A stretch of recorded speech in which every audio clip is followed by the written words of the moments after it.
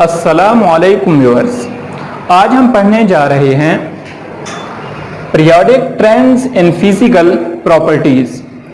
इसके अंदर बहुत सारे टॉपिक्स आते हैं जिनमें है atomic size, atomic radius, ionic radius, ionization energy, electron affinity, oxidation state, electrical conductance and hydration energy.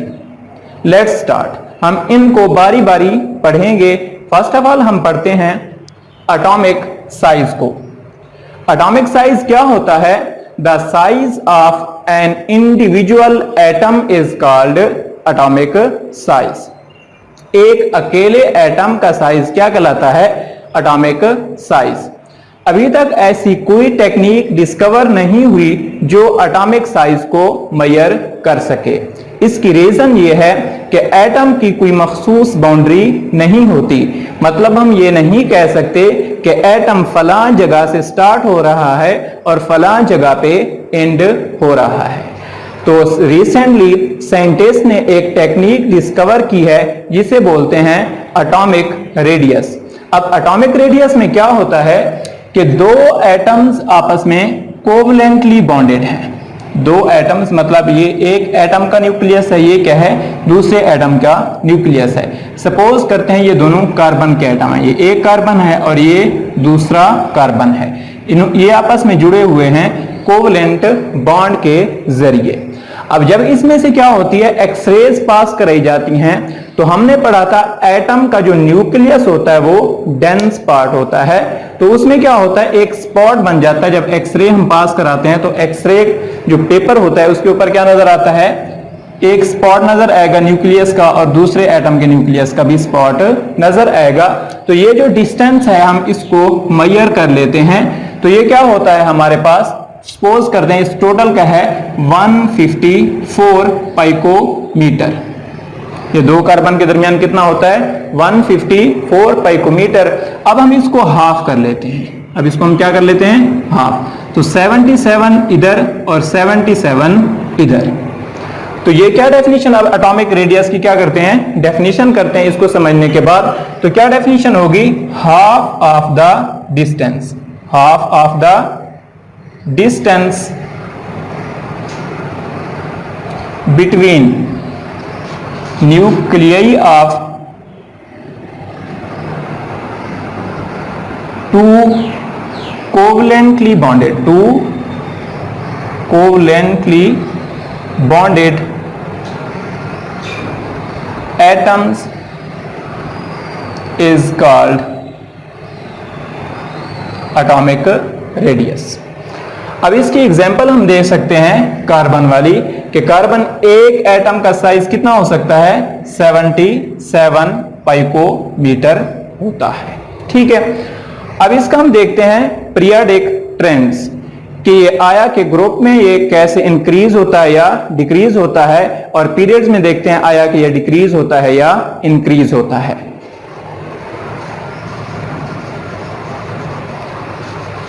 First of all हम देखते हैं इसको ग्रुप के अंदर। ट्रेंड इन ग्रुप।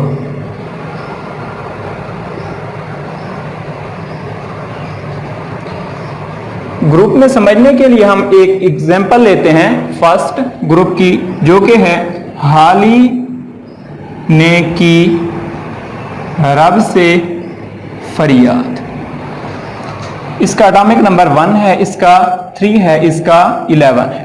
तो हम इनका क्या करते हैं? एटॉमिक स्ट्रक्चर ड्रा करते हैं। फर्स्ट ऑफ ऑल हाइड्रोजन है, तो हाइड्रोजन का ये न्यूक्लियस हो गया और ये उसका फर्स्ट शेल। तो उसमें कितने इलेक्ट्रॉन है हाइड्रोजन में? एक है। तो यहां पर क्या आ जाएगा? एक इलेक्ट्रॉन आ जाएगा। और इसमें क्या है? लिथियम का 3 है। तो पहले शेल में मैक्सिमम 2 इलेक्ट्रॉन आ सकते हैं और एक यहां पर आ जाएगा। और फिर क्या है? सोडियम है। सोडियम का केस यहां पे एक था लिथियम के केस में, हाइड्रोजन के केस में यहां पर क्या था? एक था। और सोडियम का देखते हैं, पहले 2, फिर 8, फिर 1। ये इसके क्या हो गए? 11। अब हम क्या हो रहे हैं? ऊपर से नीचे की तरफ आ रहे हैं। तो क्या हो रहा है? एक शेल ऐड अप हो रहा है। पहले यहाँ पे एक शेल था, यहाँ पे कितने हो गए, 2 हो गए, यहाँ पे कितने हो गए, 3 शेल हो गए। तो हम क्या कह रहे हैं कि ग्रुप के अंदर क्या हो रहा है कि एक्स्ट्रा शेल ऐड अप हो रहा है, extra shell add up when we move from top to bottom. जब हम ऊपर से नीचे की तरफ मूव करते हैं तो क्या होता है, एक एक्स्ट्रा शेल ऐड अप होने की वजह से एटॉमिक रेडियस बढ़ जाता है। अब इसका ट्रेंड देखते हैं इन पीरियड।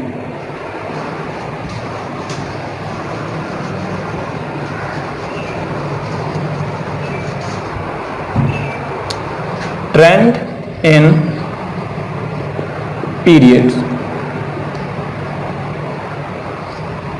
हम इसके लिए एग्जांपल लेते हैं सेकंड पीरियड की। बेरिलियम है, boron, carbon, nitrogen, oxygen, fluorine. अब इसका एटॉमिक नंबर होता है 4, 5, 6, 7, 8, 9। अब इसका हम एटॉमिक स्ट्रक्चर ड्रा करते हैं। फर्स्ट ऑफ ऑल न्यूक्लियस, पहले शेल में 2, दूसरे शेल में 2, ये हो गया बेरिलियम का। आगे जब हम बोरान का करते हैं तो यहां पे कितने इलेक्ट्रॉन हो जाएंगे, 3, क्योंकि दूसरे शेल में मैक्सिमम 8 इलेक्ट्रॉन आ सकते हैं। और कार्बन के केस में यहां पे कितने आ जाएंगे, 4, और नाइट्रोजन के केस में यहां पर 5, आगे ऑक्सीजन के केस में यहां पर 6 और फ्लोरीन के केस में 7। इसी तरह से अगर नियॉन को लिखते हैं तो उसमें क्या आ जाएंगे, 8 आ जाएंगे। अब हम देख रहे हैं जो इलेक्ट्रॉन है वो कंटिन्यूअसली एक ही शेल के अंदर ऐड अप हो रहे हैं, कोई एक्स्ट्रा शेल इसमें नहीं बढ़ रहा। जब शेल बढ़ता है तो साइज भी बढ़ता है। तो यहां पे क्या हो रहा है, न्यूक्लियर चार्ज इंक्रीज हो रहा है। क्या इंक्रीज हो रहा है, न्यूक्लियर चार्ज। न्यूक्लियर चार्ज को दूसरे अल्फाज में प्रोटॉन नंबर भी बोलते हैं। क्या बोलते हैं, प्रोटॉन नंबर। प्रोटॉन नंबर बढ़ने की वजह से वो क्या करता है, जो वैलेंस शेल में मौजूद इलेक्ट्रॉन हैं उनको स्ट्रांगली अट्रैक्ट करता है अपनी तरफ, जिसकी वजह से एटम का साइज कम होना शुरू हो जाता है कि साइज क्या हो जाएगा, श्रिंक हो जाएगा। ये था हमारा एटॉमिक रेडियस। नेक्स्ट है आयोनिक रेडियस। आयंस कैसे बनता है, पहले इस चीज को समझते हैं। जब हम न्यूट्रल एटम से, किससे, न्यूट्रल एटम से इलेक्ट्रॉन को रिमूव करें, क्या करें, इलेक्ट्रॉन को रिमूव करें, तब क्या बनता है, कीटाइन बनता है। तो क्या बनेगा, कीटाइनिक रेडियस, उसको क्या बोलेंगे, कीटाइनिक रेडियस। जब हम क्या करते हैं, न्यूट्रल एटम के अंदर इलेक्ट्रॉन को ऐड अप करते हैं, जमा करते हैं, तब क्या बनता है, एनायनिक रेडियस बनता है।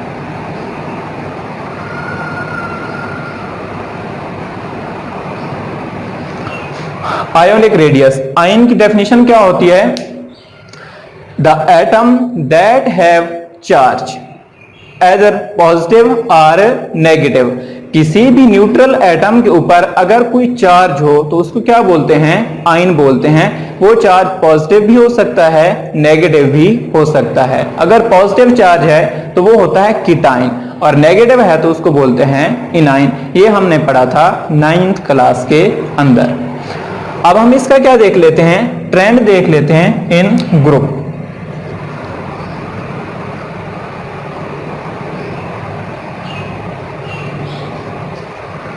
ट्रेंड से पहले थोड़ी सी इसकी एग्जांपल को देख लेते हैं कि सोडियम है, अगर वो न्यूट्रल फॉर्म में है तो उसका साइज होता है 157 पाइकोमीटर।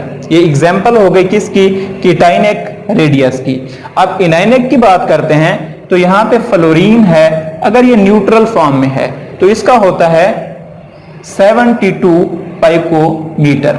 जब इसने एक इलेक्ट्रॉन लिया हुआ हो तो क्या बनेगा, एनायनिक रेडियस, तो ये होता है 136 पाइकोमीटर।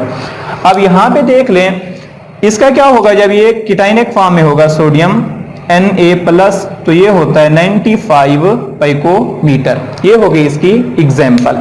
अब एग्जाम्पल में हम देख रहे हैं कि ये जो पेरेंट एटम था इसका साइज ज्यादा है कीटाइनिक में, और ये क्या हो रहा है, इसका कम हो रहा है जैसे इसने इलेक्ट्रॉन को लूज किया। पहले 157 पाइकोमीटर था, जब एक इलेक्ट्रॉन निकल गया तो ये हो गया 95 पाइकोमीटर। अब 95 पाइकोमीटर कम है एज कंपेयर टू 157 पाइकोमीटर। तो इसकी रीजन ये होती है, जब हम एक इलेक्ट्रॉन को रिमूव कर देते हैं तो क्या होता है, न्यूक्लियर चार्ज बढ़ जाता है। क्योंकि न्यूट्रल एटम में, मतलब सोडियम का एटम है, तो उसके अंदर 11 प्रोटॉन हैं और 11 ही इलेक्ट्रॉन हैं। जब एक इलेक्ट्रॉन निकल गया तो वहां पे क्या होगा, प्रोटॉन बढ़ गया। तो वो क्या करता है, जो रिमेनिंग इलेक्ट्रॉन्स हैं 10, उनको स्ट्रांगली अट्रैक्ट करता है, जिसकी वजह से साइज कम हो जाता है। और यहां पे है, अगर इनाइनिक रेडियस की बात करें, न्यूट्रल एटम है इसका क्या है 72 पाइकोमीटर है, और यहां पे इनाइनिक रेडियस है तो इसका है 136 पाइकोमीटर। मतलब इनाइनिक में क्या है कि ये जो आयन है इसका क्या है, साइज बड़ा है एज कंपेयर टू पेरेंट। तो इसकी वजह ये होती है, जैसे हम इलेक्ट्रॉन ऐड करते हैं तो पहले भी ऑलरेडी वैलेंस शेल में क्या है, इलेक्ट्रॉन है, एक और इलेक्ट्रॉन आ रहा है तो उसके ऊपर भी क्या है, नेगेटिव चार्ज। नेगेटिव नेगेटिव को रिपेल करेगा, जिसकी वजह से क्या होता है, शेल एक्सपैंड होता है, एक शेल फैल जाता है, जिसकी वजह से साइज बढ़ता है। अब इसके ट्रेंड की बात करते हैं तो ये ट्रेंड बिल्कुल सेम होता है ग्रुप्स और पीरियड्स के अंदर। मतलब यहां पे ग्रुप में क्या हो रहा था, एटॉमिक रेडियस में साइज बढ़ रहा था, तो यहां भी क्या होता है, बढ़ता है। और पीरियड्स में क्या हो रहा था, कम हो रहा था, तो यहां पे भी पीरियड्स में क्या होता है, कम होता है। मतलब अगर आप इसका ट्रेंड याद कर लें तो इसका ट्रेंड भी आपको याद हो जाएगा। लेकिन एक बात याद रखनी है, आइसो इलेक्ट्रॉनिक आयन, कौन सी टर्म हम यूज कर रहे हैं, iso electronic ion. Iso electronic ions ऐसे आयन जिनके अंदर इलेक्ट्रॉन की तादाद बराबर हो, उनको बोलते हैं आइसो इलेक्ट्रॉनिक आयन। एग्जाम्पल है सोडियम, अगर सोडियम के ऊपर चार्ज है प्लस, पर मैग्नीशियम के ऊपर चार्ज क्या है, +2 है। इसी तरह से एल्युमिनियम है, उसके ऊपर क्या है, +3 चार्ज है। इन तीनों के अंदर 10 इलेक्ट्रॉन है, क्योंकि इसका कितना है, एटॉमिक नंबर 11 होता है, तो इसमें क्या है, 11 इलेक्ट्रॉन थे, एक निकल गया तो 10, इसमें से 2 निकल गए, इसका 12 होता है तो 10, इसमें से इसका 13 होता है, 3 निकल गए तो 10। तो ये क्या है, आइसो इलेक्ट्रॉनिक आयन्स हैं। तो यहां पे क्या होगा, साइज कम होगा, किसका, सबसे कम होगा एल्युमिनियम का, क्योंकि इसका न्यूक्लियर चार्ज मैक्सिमम है 13 है।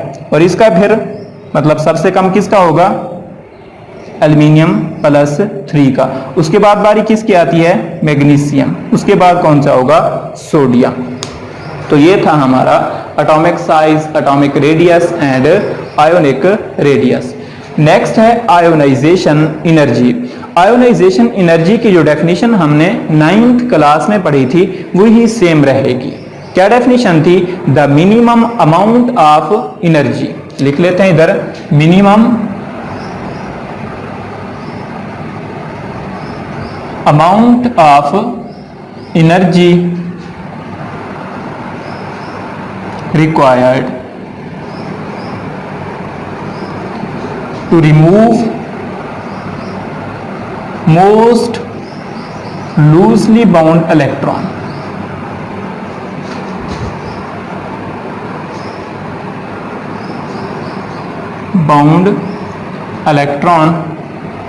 from valence shell, from valence shell of gaseous atom is called ionization energy। आपने इसकी एग्जाम्पल पढ़ी थी जो 9th क्लास के अंदर, वो थी सोडियम की। जब हम सोडियम से एक इलेक्ट्रॉन निकालते हैं तो हमें कितनी एनर्जी रिक्वायर्ड होती है, हमें एनर्जी कितनी देनी पड़ती है, वो होती है 496 किलो जूल पर मोल, मतलब 400 96 किलो जॉल पर मोल एनर्जी देंगे, तब सोडियम का वैलेंस इलेक्ट्रॉन बाहर निकलेगा। दूसरी एग्जांपल यहाँ पे हम पुट करते हैं मैग्नीशियम है। मैग्नीशियम में से जब हम पहला इलेक्ट्रॉन निकालते हैं तो इसके लिए हमें एनर्जी रिक्वायर्ड होती है, इसको डेल्टा एच बोलते हैं। Delta H is equal to 738 kilo joule per mole, और इसको बोलते हैं फर्स्ट आयोनाइजेशन एनर्जी। क्या बोलते हैं? First ionization energy. इसी मैग्नीशियम का एक और वैलेंस इलेक्ट्रॉन मौजूद है, तब हम दूसरा निकालेंगे तो इसके ऊपर चार्ज क्या आएगा? +2 आएगा।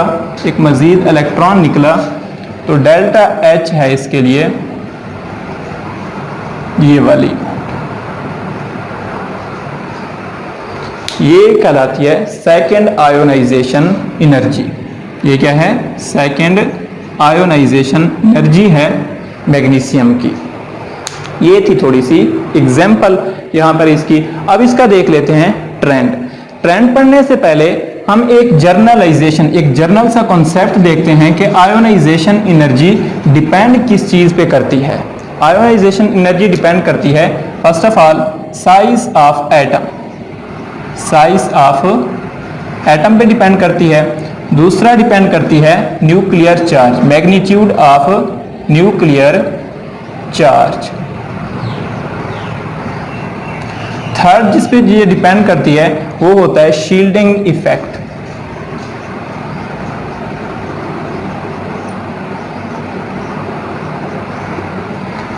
इन तीन के ऊपर ये डिपेंड करती है।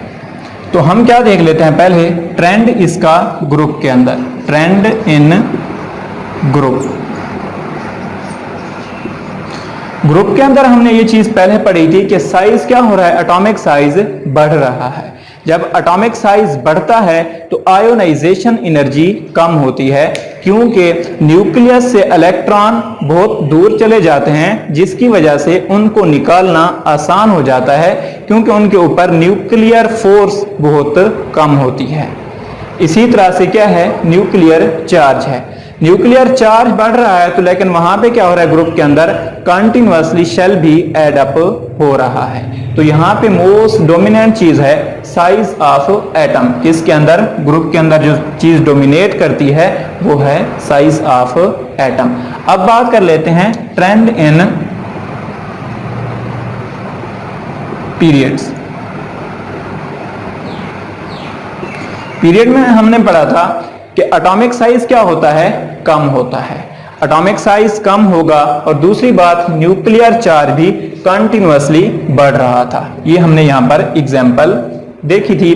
तो ये दो चीजें क्या करती हैं? यहां पे डोमिनेट करती हैं। साइज ऑफ एटम एक कम हो रहा है, दूसरा क्या हो रहा है? न्यूक्लियर चार्ज बढ़ रहा है। तो इसकी वजह से जो पीरियड के अंदर है आयोनाइजेशन एनर्जी वो क्या होती है? इंक्रीज होती है।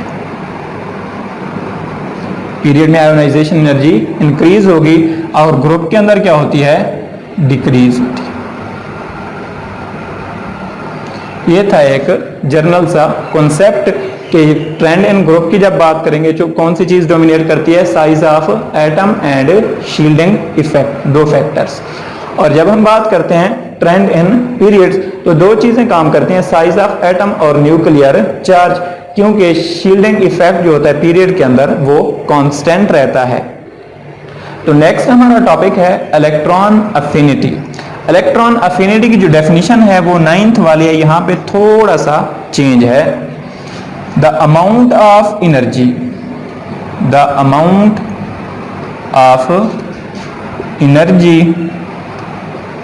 रिलीज्ड और absorb.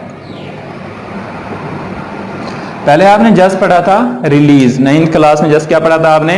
The amount of energy release. यहां पे लेकिन ये थोड़ी सी एडिशन हो गई है, the amount of energy released और absorb when electron is added, when electron is added to the valence shell of gaseous atom is called electron affinity. अब इसकी देख लेते हैं एग्जांपल्स।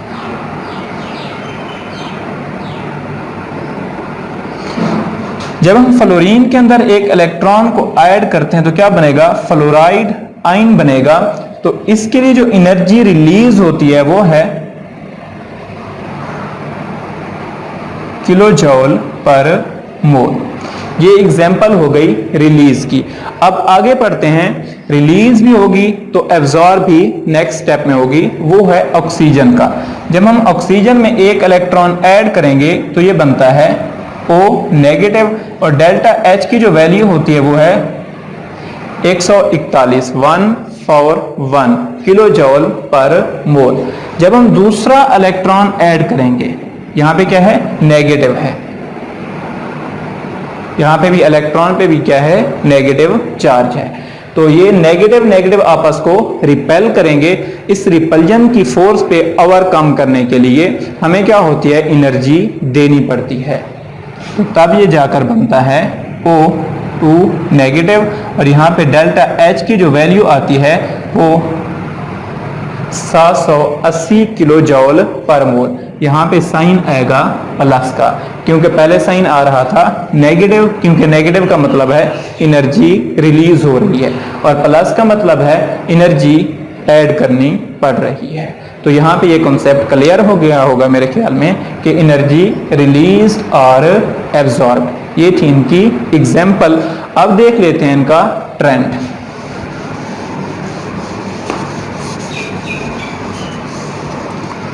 ट्रेंड देखने से पहले कि एक जनरल सा कॉन्सेप्ट बना लेते हैं कि इलेक्ट्रॉन अफिनिटी डिपेंड्स अपॉन, कि इलेक्ट्रॉन अफिनिटी डिपेंड करती है size of atom, size of atom. दूसरा है मैग्नीट्यूड ऑफ न्यूक्लियर चार्ज। ये बिल्कुल दोनों सेम हैं जो ऊपर थे, लेकिन यहाँ पे थर्ड जो है वो थोड़ा सा डिफरेंट है, वो है vacancies, number of vacancies in valence shell, in valence shell. Valence shell के अंदर इलेक्ट्रॉन की वैकेंसी है या नहीं है, ये उसके ऊपर, ये तीन फैक्टर हैं जिसके ऊपर इलेक्ट्रॉन अफिनिटी डिपेंड करती है। अब इसका ट्रेंड देख लेते हैं इन ग्रुप, ट्रेंड इन ग्रुप। ग्रुप की बात करें तो वहां पे क्या होता है, अब इलेक्ट्रॉन अफिनिटी के लिए कि साइज ऑफ एटम का कम होना जरूरी है, कि साइज क्या होगा, कम होगा तो न्यूक्लियस जो है, जो न्यूक्लियर फोर्स है वो इनकमिंग इलेक्ट्रॉन को अट्रैक्ट करेगी। न्यूक्लियर चार्ज ज्यादा होगा तो वो इनकमिंग इलेक्ट्रॉन को इजीली अपनी तरफ खींचेगी। और थर्ड क्या है, वैकेंसीज इन वैलेंस शेल। अगर वैलेंस शेल में खाली जगह मौजूद हैं तब वो इनकमिंग इलेक्ट्रॉन को जगह देंगी। पहला क्या है, साइज ऑफ एटम कम होना चाहिए, न्यूक्लियर चार्ज ज्यादा होना चाहिए, और वैकेंसीज भी अवेलेबल हों। अब ट्रेंड इन ग्रुप की बात करते हैं तो ग्रुप के अंदर क्या होता है, साइज ऑफ एटम ज्यादा होता है। तो साइज ऑफ एटम यहाँ पे डोमिनेट करता है, न्यूक्लियर चार्ज भी ज्यादा हो रहा है नीचे की तरफ, लेकिन क्या हो रहा है, एक्स्ट्रा शेल भी एड अप हो रहे हैं। तो मोस्ट डोमिनेंट चीज जो है वो है साइज ऑफ एटम। तो ग्रुप के अंदर क्या होती है, इलेक्ट्रॉन अफिनिटी कम होती है। आगे है ट्रेंड इन पीरियड।